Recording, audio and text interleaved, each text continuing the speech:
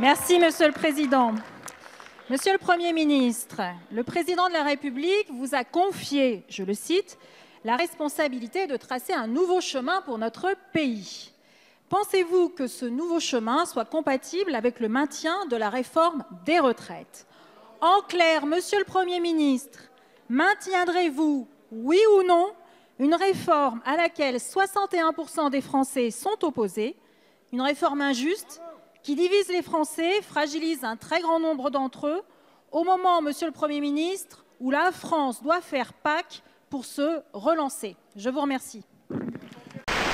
Monsieur le Premier ministre, il y a entre le gaullisme social et le macronisme total une différence de nature, de morale et de méthode. Et vous avez indiqué, depuis votre prise de fonction, vouloir laisser une place plus importante au dialogue social et vous recevez dans quelques heures les partenaires sociaux. Vous avez l'occasion de les entendre.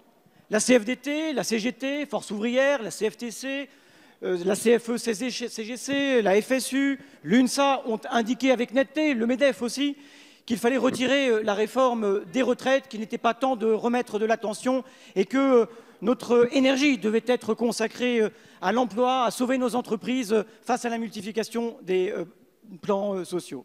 Et que leur est-il répondu? Que vous souhaitez régler à court terme cette affaire des retraites, tandis que le Président parle d'un allongement de la durée de cotisation. Que doit-on comprendre?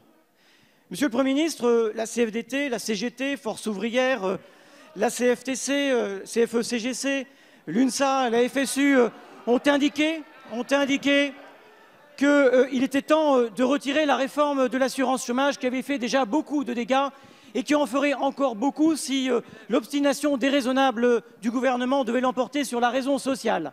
Nous devons consacrer notre énergie à l'emploi, à la jeunesse, à l'insertion, à la pauvreté. Et que leur est-il en même temps répondu?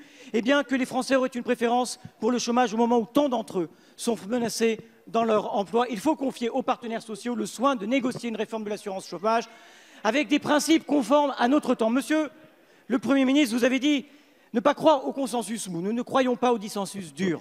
Monsieur le Premier ministre, pouvez-vous nous dire que vous avez entendu les partenaires sociaux, tous les partenaires sociaux, et que vous allez retirer la réforme de l'assurance chômage et la réforme de retraite et vous mettre au travail pour le plan de relance? Merci, Monsieur le Président. Ma question s'adresse à Madame la ministre de l'Égalité femmes-hommes, de la diversité et de l'égalité des chances.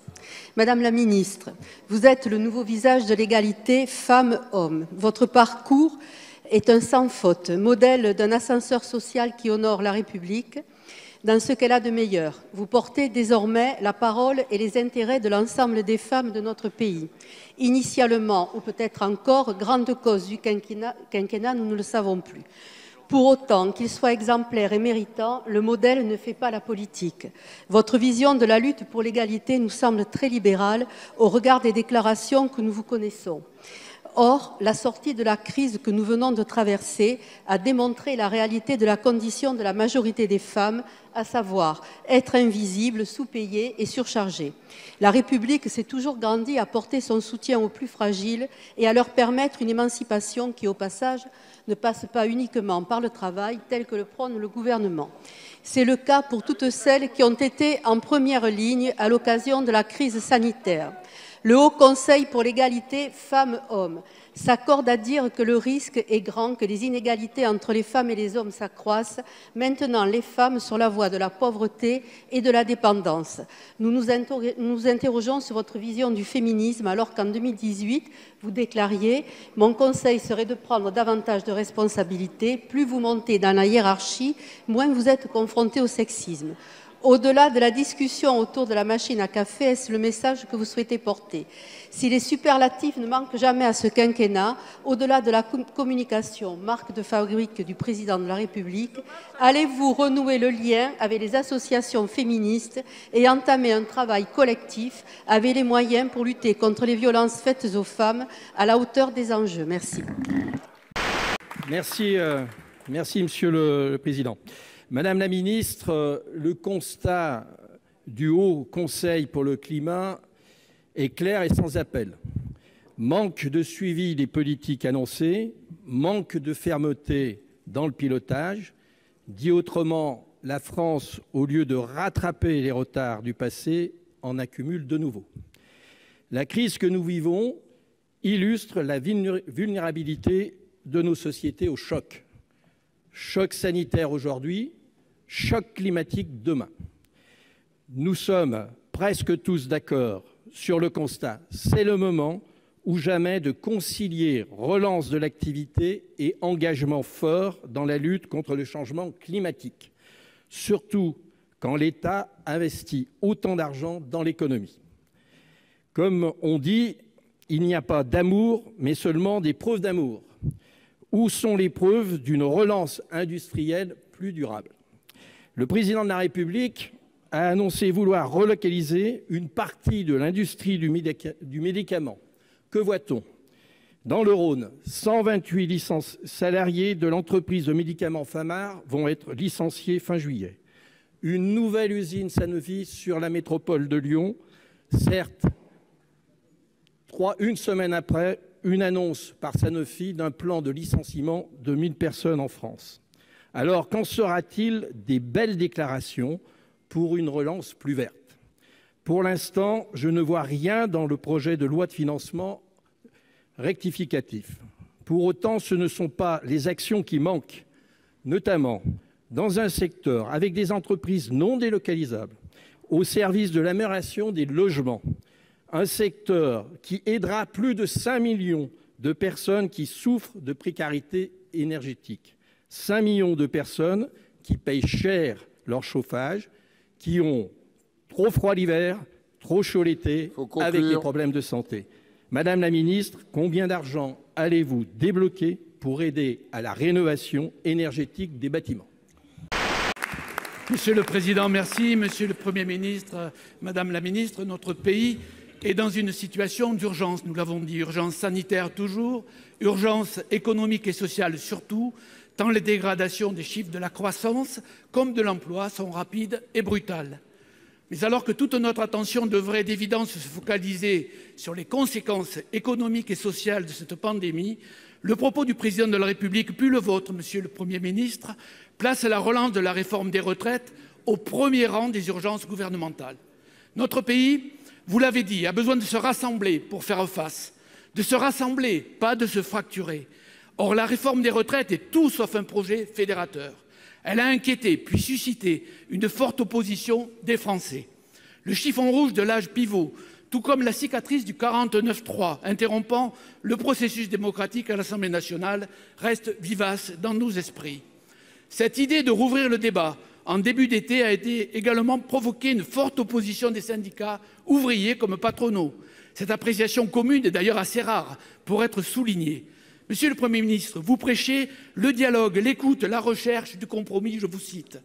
Comment pouvez-vous, sur cette base, annoncer la reprise des travaux sans aucune concertation préalable et sans avoir négocié avec les partenaires quelque agenda social que ce soit? Cela augure mal de la suite. En faisant cela, vous remobilisez à contretemps les forces vives de notre pays contre un projet, pour une large part incompris, là où vous auriez dû les mobiliser pour relancer notre économie et anticiper les difficultés sociales à venir. Il en est de même de l'assurance chômage. Pour cause de pandémie, vous en avez retardé l'entrée en application. C'est assez dire que vous en mesurez les effets dévastateurs pour les plus précaires, comme pour les cadres d'ailleurs. Le contexte a changé du tout au tout. Il est impératif d'abroger ce texte et de se remettre autour de la table. Monsieur le Premier ministre, Madame la Ministre, ma question est simple. La crise de 2008, comme celle d'aujourd'hui, montre les qualités et la pertinence de notre modèle social. Qu'attendez-vous pour le renforcer plutôt que de chercher à l'affaiblir? La parole est maintenant au président Patrick Kanner pour le groupe socialiste et républicain. Monsieur le Président. Monsieur le Président, Monsieur le Premier ministre, au début du précédent quinquennat, j'avais adressé mes vœux de réussite républicaine à votre prédécesseur. J'aurais tendance à avoir le même message pour vous, mais entre-temps, il faut bien le reconnaître, un fossé s'est creusé entre la politique menée par le Président de la République et les Français.